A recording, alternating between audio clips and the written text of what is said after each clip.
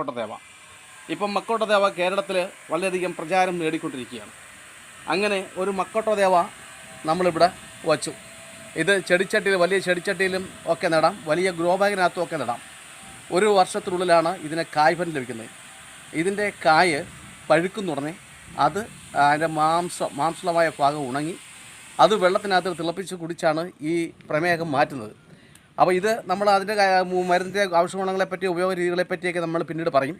ഇപ്പം നമ്മൾ പറയുന്നത്, ഇപ്പം നട്ട ഇത് നമ്മുടെ കൊടും വരൾച്ചയ്ക്ക് മുമ്പായിട്ട് കിട്ടിയതാണ്. അത് നട്ട് നല്ല രീതിയിൽ പരിചരിച്ചു. അപ്പോൾ ഈ മക്കോട്ട ദേവ് കായ്ക്കാൻ, അല്ലെങ്കിൽ അതിന് നല്ല സമർത്ഥമായി വളർന്നു വരാൻ എന്തൊക്കെ വളങ്ങളാണ് നമ്മൾ ഇടുന്നത് എന്നൊക്കെയാണ് നമ്മൾ പ്രതിപാദിക്കുന്നത്.